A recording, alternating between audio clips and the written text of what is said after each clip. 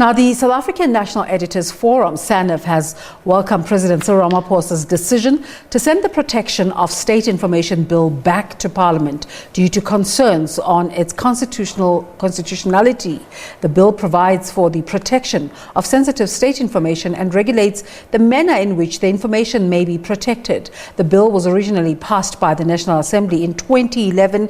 Now, to discuss this further, we're joined via Skype by the Executive Director for the South African National Editors Forum, Dr. Kate Skinner. Kate, a very good morning to you. Just before we get into this conversation specifically, just recently we've had a conversation where the cigarette lobby has been vying to get information on the cabinet meeting that took the decision on the reinstatement of cigarette bans during the lockdown. And this kind of conversation is the kind of situation that this legislation seeks to work around, isn't it? How does this help in terms of disseminating this information? Yes, so the issue... So the issue about this legislation is that it is about sensitive information, and what the bill seeks to do is to look at classification, declassification, those kinds of issues. And it is particularly around sensitive information.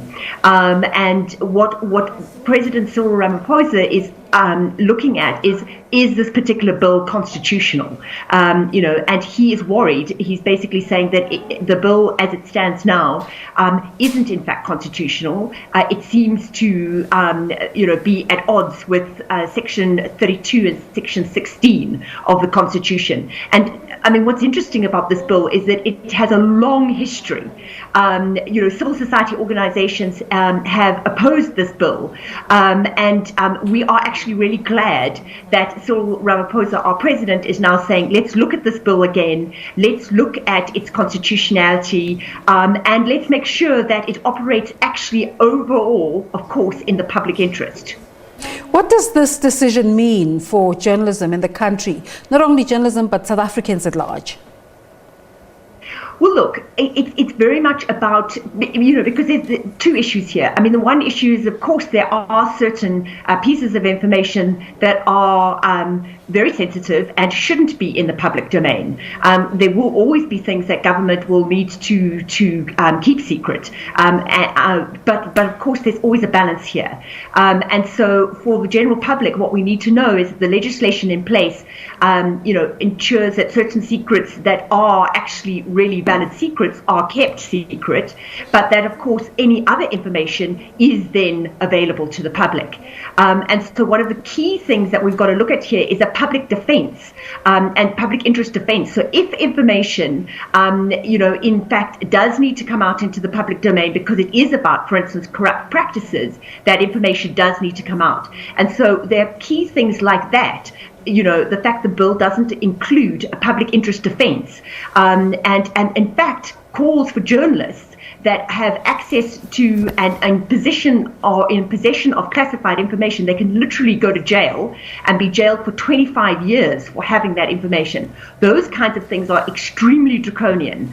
And also just the issue of not having a public interest defense is hugely problematic, because if a journalist has access to that information and it is in the public interest, they should be able to obviously put that into the public domain.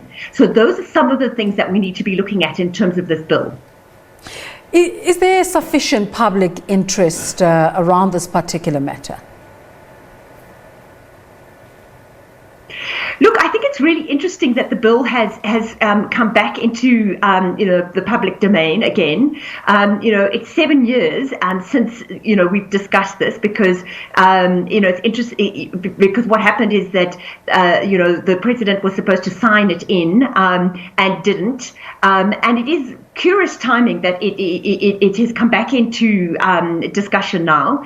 But certainly our sense is that ultimately what you're wanting is for a piece of legislation around state information to be finalized, because at the moment what we have is we've actually got old apartheid legislation from 1982 that is presently on the statute books. And so ultimately, of course, you do want to have a piece of legislation that looks at sensitive state information and balances the public's interest to know and the state's need for certain things to be kept secret.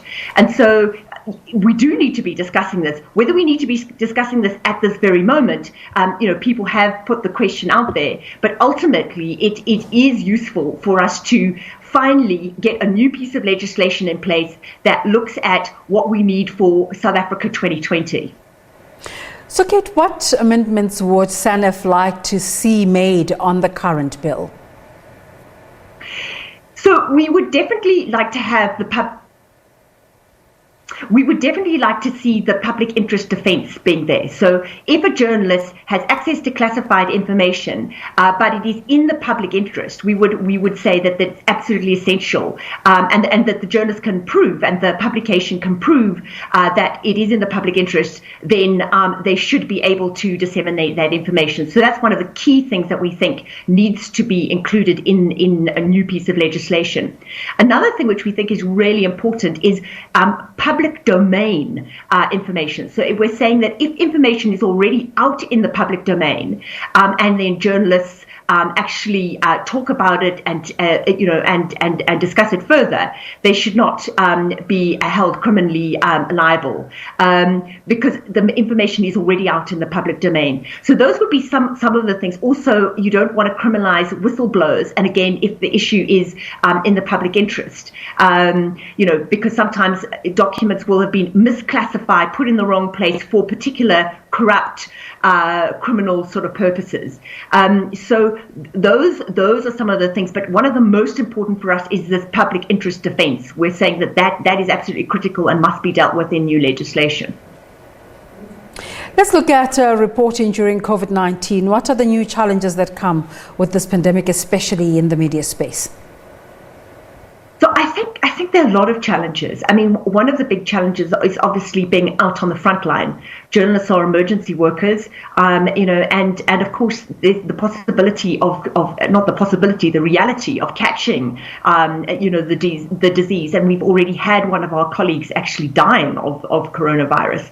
So I think, it is very dangerous. I think, the issue around, ensuring that they have, journalists have protective gear, the fact that journalists must be constantly aware of what their health issues are and, self-quarantine as soon as they feel that, know that they have any symptoms.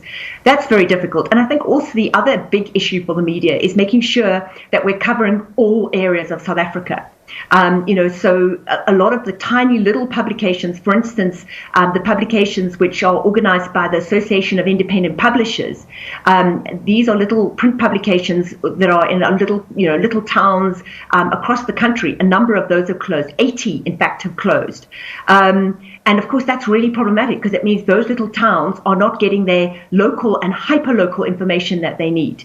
And so I think those are the kinds of things that we need to be worried about as the public. And we need to make sure that money is put into those kinds of publications so that they can continue to do their very important job. Let's thank you for talking to us this morning. Thank you.